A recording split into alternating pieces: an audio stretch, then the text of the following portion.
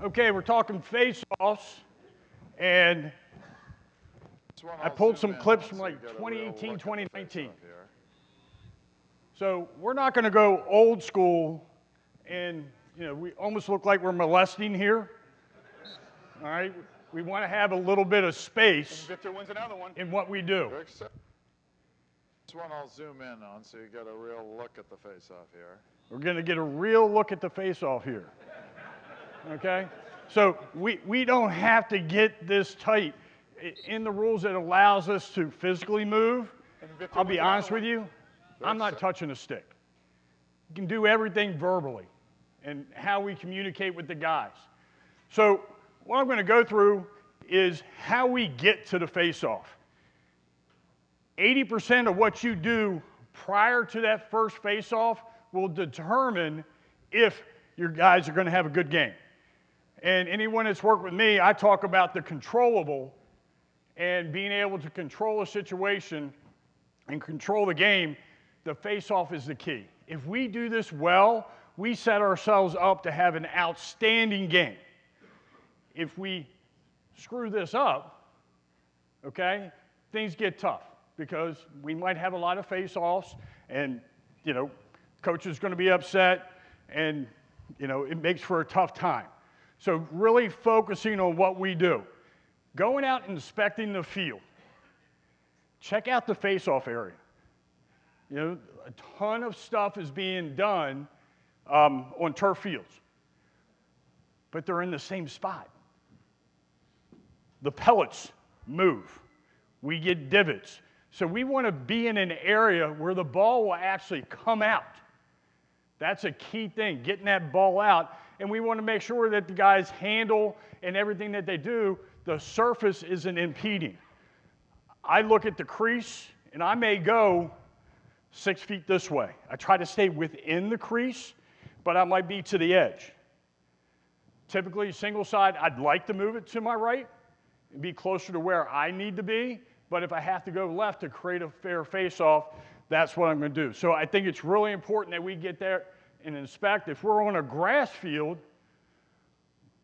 do they have the water supply right there? Okay? As much as we think the colleges think through things, they don't think through things. I mean, you take a turf field, how many turf fields you go and they have the seam right at midfield? Doesn't make a whole heck of a lot of sense, does it? Makes us make adjustments, and that's where we have a bunch of repairs. So with this, okay, a lot of words. I hate a lot of words on a PowerPoint, but this is right out of our soon-to-be-released mechanics manual. The key word here, provides a fair start. We're all about fair. No advantage, okay? We want to have a fair restart. That's the purpose of the face-off. Get that 50-50 ground ball out of there, and let's go. Nothing good happens if they're stuck in there. I will say, if you keep having face-offs where the ball stays there, you're probably missing something. Because being tipped to stop, straight up and down, off the line, we do all those things, the ball can't stay there. That's the whole purpose of the mechanic, is to be able to get that ball out and have the 50-50. Coaches meeting. I'm not saying you need to bring this up to the coach, but I'd say 95% of the time the coach is going to ask you about the face-off. How are you going to do the face-off? Well, you're going to do it by rule, right? And you're going to do it by mechanics. One of the key things is that we are the same. Week 1, week 10, it needs to be the same. Crew to crew. Very specific, simple things need to happen. Number 1, the stick needs to start above the knees. Why? Because they want to play a game. And it's all, they're looking for whatever little advantage. They love to press the stick into the ground, so they start bending it before they go down. Make them do it before they go down. So anything you say to the coach during that time, you have to say to the players. It needs to be consistent with what you do. And I like real simple things. Above the knees, when you go down, when I tell you down, you go straight down. Don't make any adjustments. You'll go down together. You'll get tipped to stop. If I need to make any corrections, I'll do so. I'll say set, back out, and I'll blow the whistle. That's all I tell anybody. The only difference with the face-off guys, when we meet, I want to see tape. And if you ever notice, if you ask them and they come out, let me see some tape, they rotate their hand, right? Because they want to show you the other side of the stick. I'm like, no, I need to see tape on this side. Get them off the plastic, okay? So it's not this side, it's actually the side that's facing you is where they gain that advantage. So when they come out to you and you have your meeting, you're going to give them those same things you gave the coach, but you're also going to grab their stick, okay? I want to feel the tape. Is it spongy? Is it sticky? Is there something in there that gives them an advantage? That's the time that they can go fix it, because you're about 20 minutes before the game. Coach has been out, hopefully coach is out 30 minutes prior, and you've gone through everything, and now you can have him fix it. If you have him fix anything, go right over to the coach and tell him specifically what you asked that player to fix. That way there's no questions. If he rolls out there with it, you got to delay a game, boom, we're going. All right, so keep it simple. This rinse and repeat, okay? Any guys that use shampoo and all that stuff back in the day, rinse and repeat to get you to use it a whole bunch.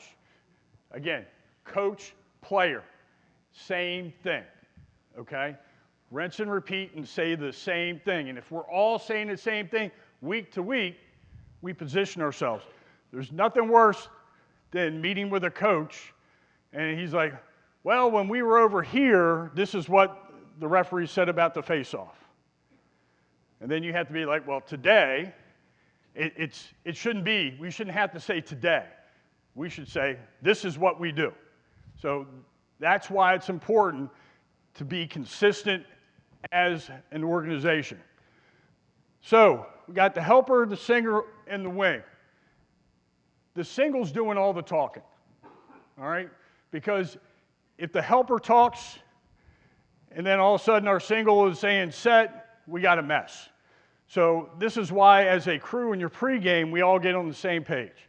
And getting on the same page may be a call 3 days ahead of time and really talking about stuff, Or I had this team, or I saw this on tape. There's tape of every game. I don't care if it's JV, best team in D1, okay? It's all out there, so take advantage and see it and have an idea. So the single does all the talking. I firmly believe you don't coach one player. You give specific directions. Tip to stop. Put the ball in the middle of your stick. Check your backhand. Out of the neutral zone. So you're talking to both players, so coach can't say, well, you keep correcting this guy. All right? You're giving him an advantage. And at some point, you're going to hit a threshold. For me, probably the third time. And then you're going to turn it over. And let them know that. That's part of that pregame thing. Specific, concise direction. It's not this big, long dialogue. Real quick, boom, neutral zone. And I've told them in the pregame meeting, if I say neutral zone, that means your head, hands, all that stuff needs to be in the right place. They need to make the adjustment. They know the rules, okay? They're looking for the advantage. One of the key things with this face-off is compared to back in that video, when they could be on their knees, had the motorcycle grip, they're squatted. So the longer they stay there, the greater disadvantage those face-off guys have. Again, when they could go down and be on the knee, they could stay there all day. Didn't matter. One of the things that concerns me about adjusting the sticks, say you go to pull them apart, they're applying pressure. So as soon as your hands leave, those sticks come together. And sometimes it can make the other guy jump. So now you've moved them apart because the other guy moved the stick, the other guy goes, and he gets the violation. And really, the other guy was violating because he went back to that original position where you went in to move the stick. So, again, comfort zone for you. Me, I don't like getting in there. And the other thing is, because they're not on knees and they don't have a motorcycle grip, it's harder to get in there now. It's physically harder how they're positioned. Helper, 5 to 7 yards away, and you're really staring at the guy in front of you. Backhand, sticks, all that stuff. And what you need to decide is, as a crew, who's going to be angled and who's going to be in the neutral zone. I found in the fall, as the single being the face-off guy, much more comfortable in the neutral zone, backing up.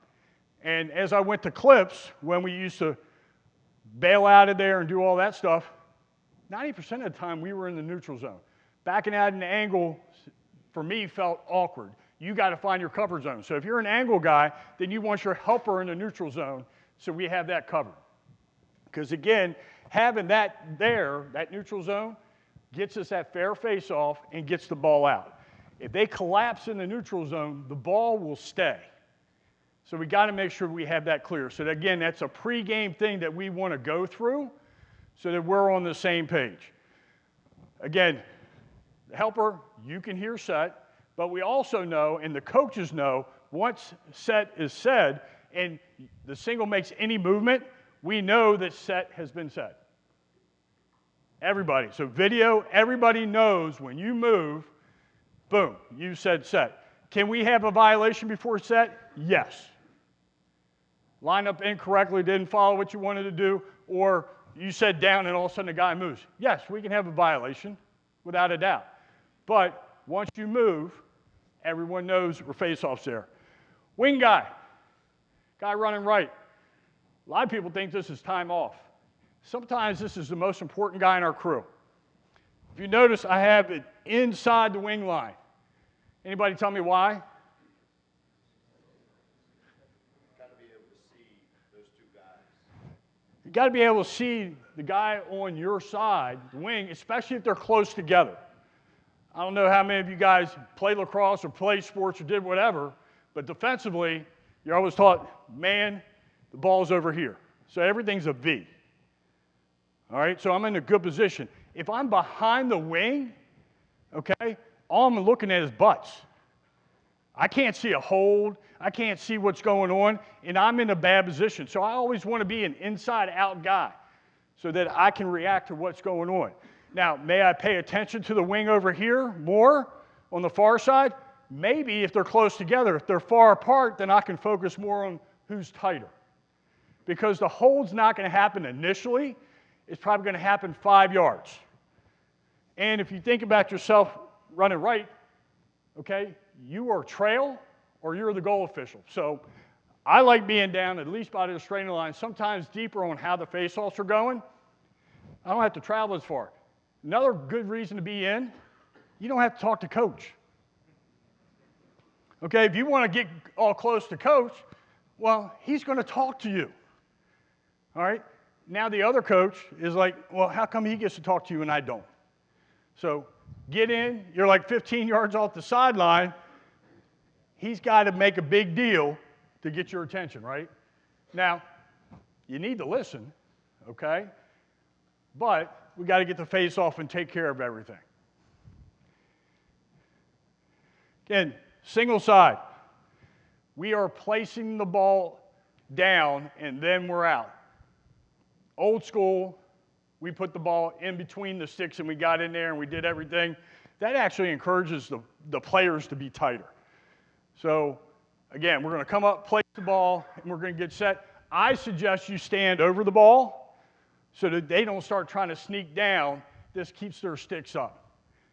If they're in their position and their sticks are above their knees, just tell them, get it above the knees. Everybody knows what you're doing. But you set this bar of, this is the expectation that you're going to do every time. And that way you're being consistent. And then the crew's consistent. Then the next crew is consistent, and the players get to make an adjustment.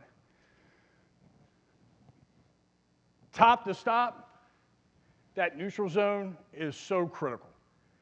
You got to make sure that happens, and they put the ball in the middle of their stick. If they don't, what do you think they're trying to get? They're trying to get an advantage, and most of the time it's throating the ball. Now, you may have a close one on your first face-off. So, first face-off of the game, they're close. I'm like, they're good enough, and I go ahead and do it. When we have a goal, all right, we're rotating. I'm going to go to the face-off guy. Next referee is going to be the face-off guy, and I'm going to say, hey, look, they were close to throating the ball. Make them get it right. Okay? We're not splitting hairs here. We're not looking for violations, but communicate something that you thought was pretty close, and that way we keep doing it during the game. I have no problem going over to a coach after a face-off and say, hey, make sure he has his hand off the plastic. He was pretty close last time. And that will go a long way. They all had that face-off coach that's right there. Identify them, have a good conversation with them, and they're like, okay, they're not trying to screw me. All right, trying to partner to make sure we have a fair face-off. Again, if you look at face-offs that happen and we get a neutral zone shot, I would say 50% of the time the ball's not in the middle of the stick because we're not making them do it. Be consistent. Would I love to be able to take a Sharpie and mark their stick? Heck yeah. So mentally, you have to be able to do it. All right, and your call is what matters. So I really drum home with the face-off guys, get the ball in the middle of your stick, because that gets us the fairest face-off of all.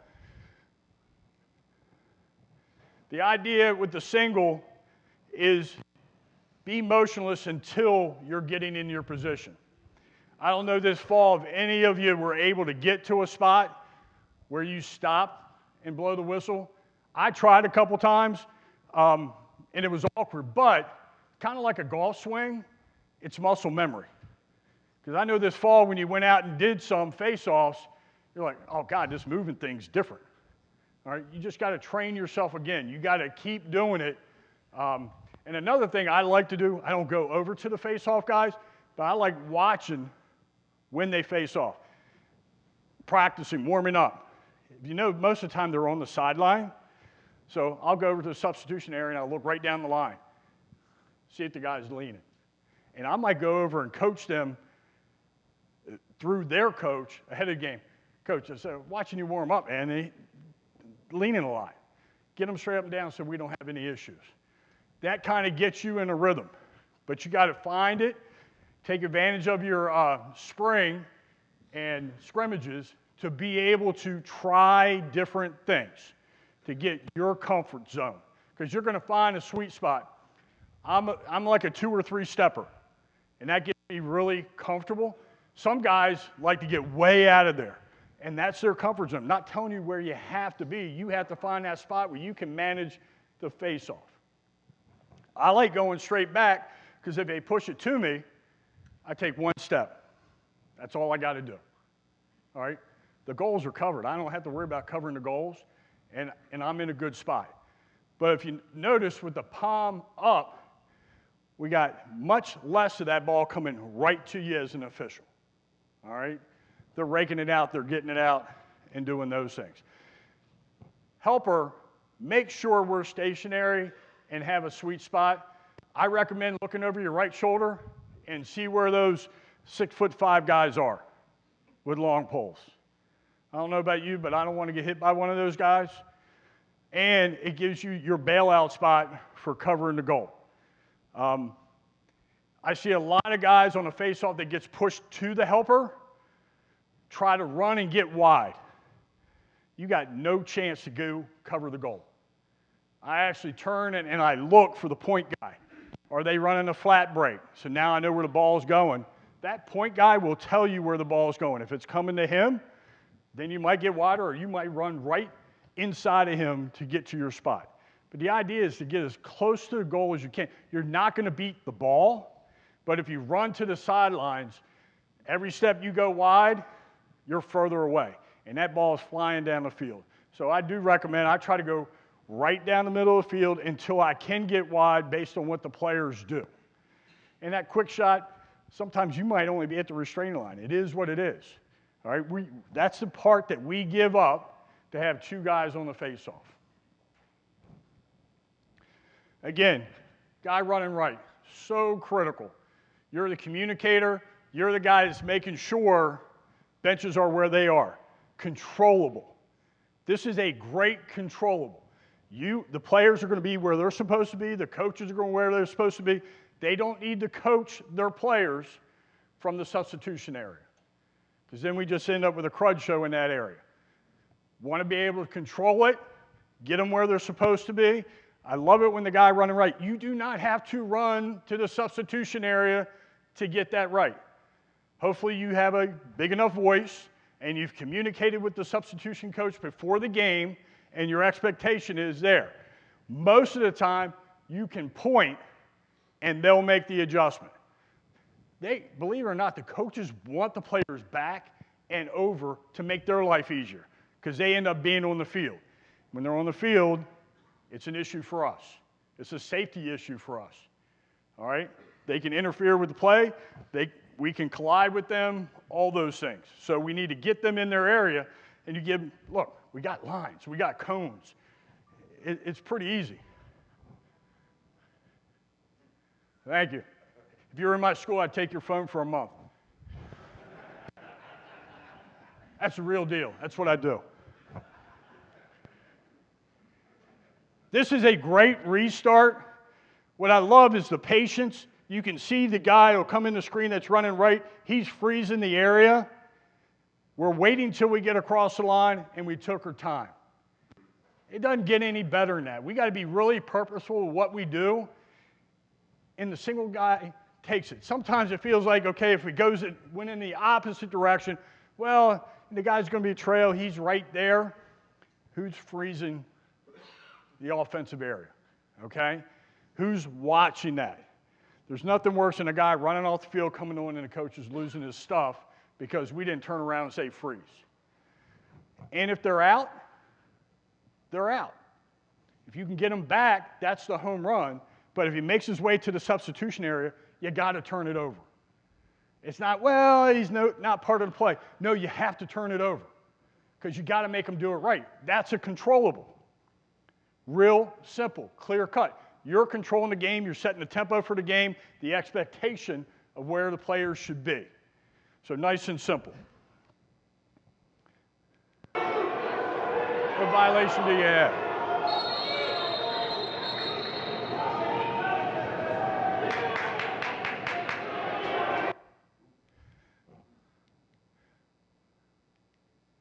Let's try that again.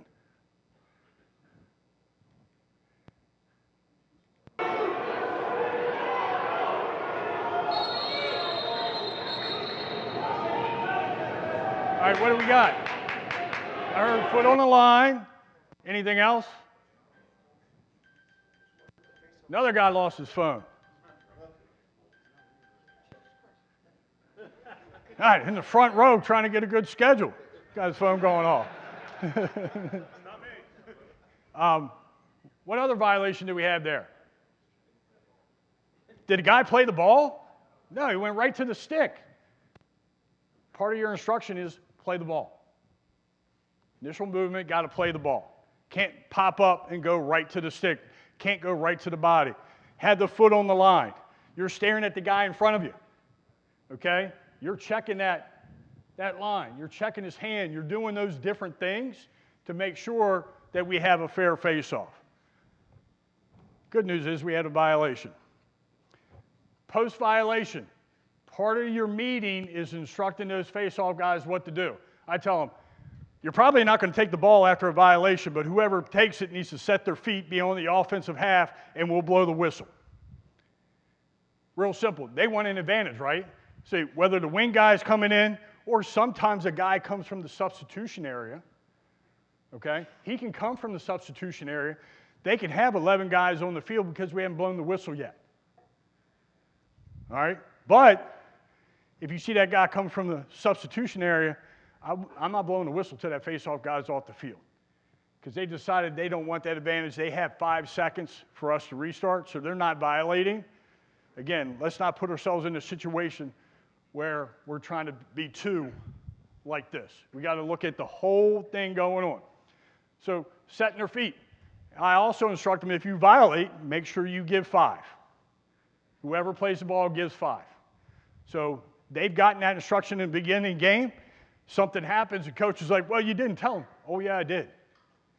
So these were specific directions I gave. That's why I go back to the coaches meeting. If you ask you about face-offs, say the same thing to the coach that you're saying to the players. Be consistent. Short, concise, like 5 things. Boom, boom, boom, boom. You have to write your script. I can write one for you, but you got to be comfortable doing what you do. All right? Okay, rule change. No more 30-second, thank God. Now, everybody, I got great emails. Everybody had a great idea. Hey, let's do this. Let's communicate this way. Here's the deal. All of you communicate.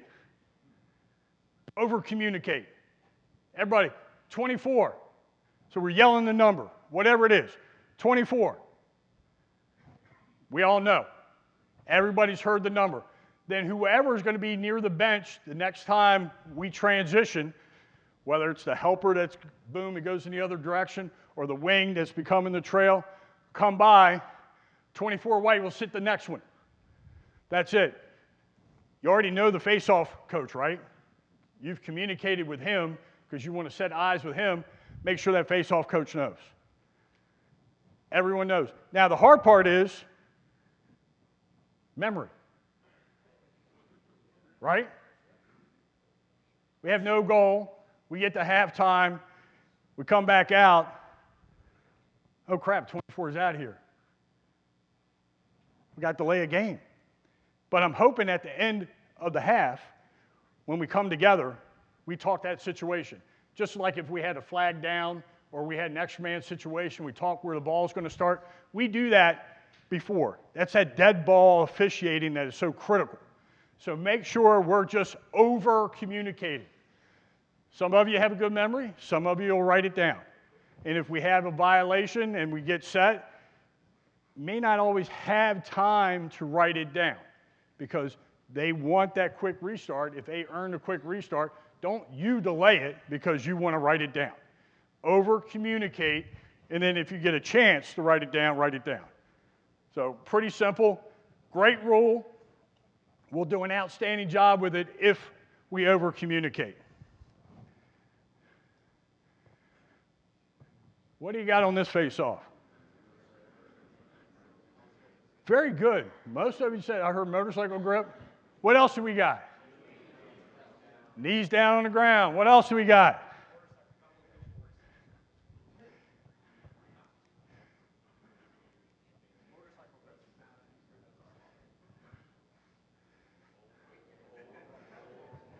We probably got about every violation that you could have on a face-off, right?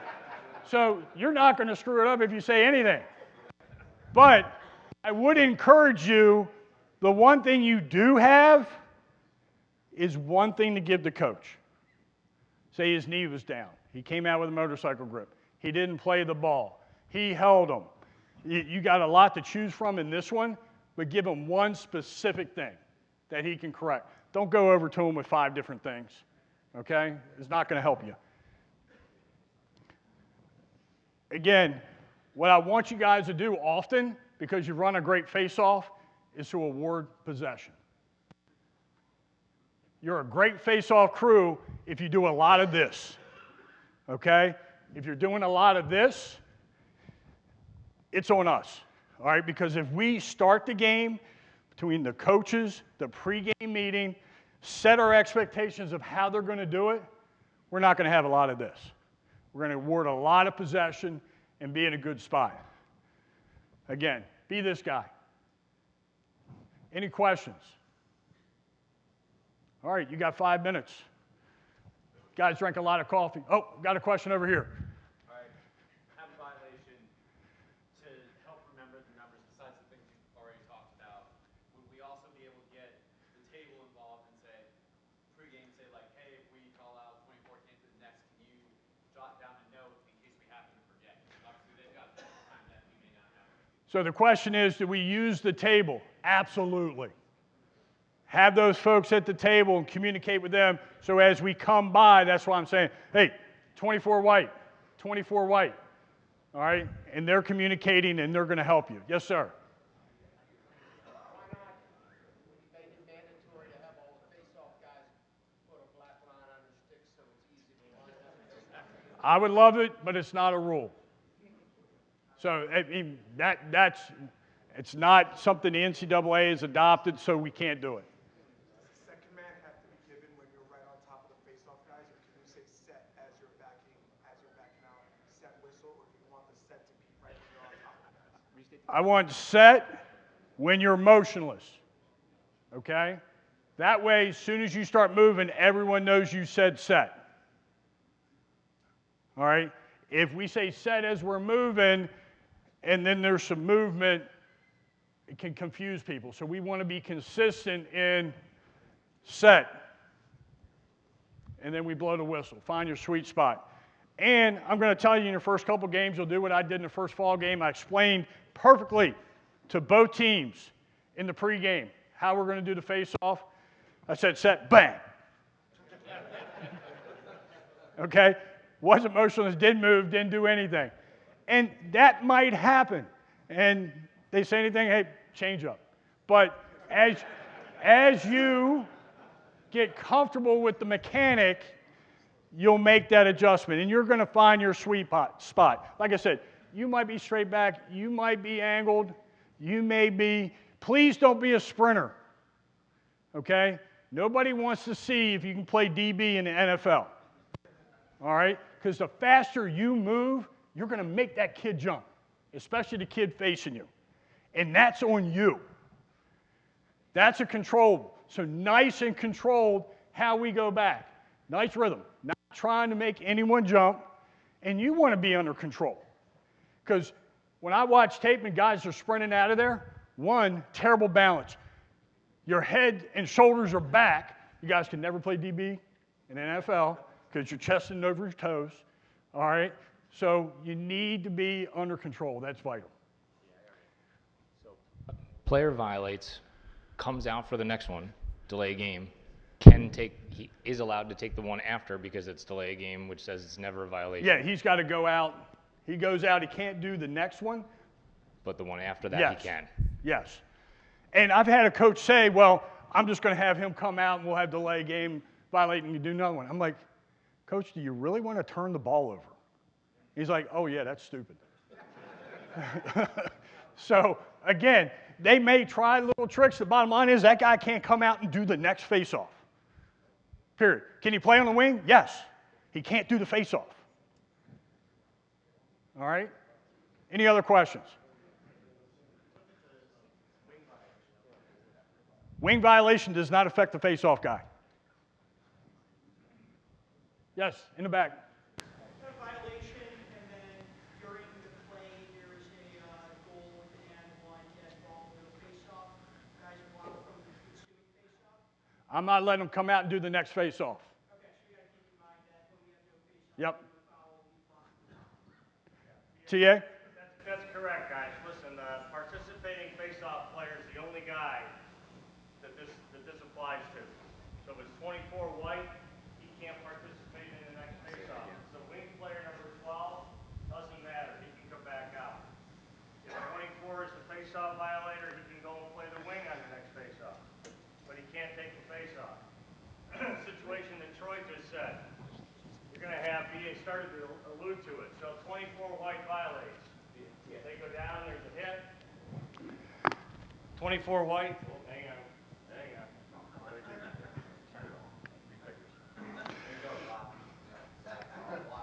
A little premature. That works.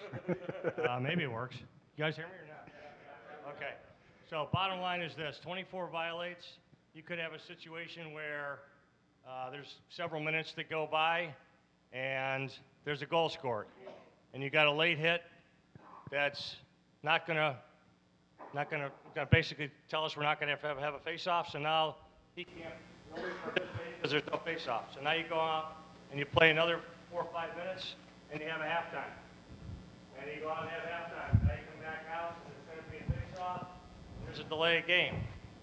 So the next face-off might not take place for a long time. So 24 white's got to know that he's the guy, and we have to keep track of it. The rule book says we have to keep track of it. So those are the situations that you're going to deal with. One of the other ones that wasn't brought up recently, I started to talk with you guys. If you have a guy, for example, like Luke Wehrman, who's done these 2 years ago, we came out of COVID. The final play was a face-off with 10 seconds to go. He pops the face-off after a timeout and lots of discussions. There was a face-off. They moved number one up to the wing to try and create a diversion. A lot of coaching was going on. He popped the ball, went straight down, hit the goalie in the chest, and Virginia won the championship. That play may not happen this year. If Wehrman's taking the face-off and I'm coaching, I'm going to say, I'm going to put my long pole out there. If number 15 is my best long pole, I'm going to put him out there and violate on purpose. I don't want that 10-second fast break. Because that player doesn't have to leave the field. He can still play. He's their best defenseman. So you may see late in the game situations where that happens, where you've got 15 will violate as a wing player with a long pole. He can't participate, but he can go to the wing. So number 20 comes in and goes. You don't want that guy to face him. So we may have those situations, and we'll deal with it when we get to it. All right, so my guy in the fall was 10 White. He was the bad guy. So we're going to find situations during the season that we're going to need to deal with. Communication to Brian or myself or your assigner, that's how you do it. Get that information to us so we can get it out there and we'll have information on how to fix it. And the NCAA might have to step in and do something. So we'll see. Last question. So there's a new face-off technique where the guy's coming with the front of his head, popping it into his stick, and running down the field. We call that a withholding. If he takes more than one step, yes. Yeah, more than one step. He gets one step. That's it. He's got to move the ball immediately. Right. Yep. And that moving the ball immediately doesn't mean being able to pick it up and make a pass the back of the step, back of the stick. And I know Brian has more stuff to do here, so we're going to move on. But the question about whether or not we can put a magic mark on the stick, that's been discussed at the NCAA. I'd like to see 2, to be honest with you, the width of the ball. It's easier to see that way. But I don't think the manufacturers are going to do that, and you never know if they're doing the right spot anyway. Well, and I'd love to see the manufacturers with their cheat sticks create that. But they're not going to do it because then they can't cheat. Right. All right.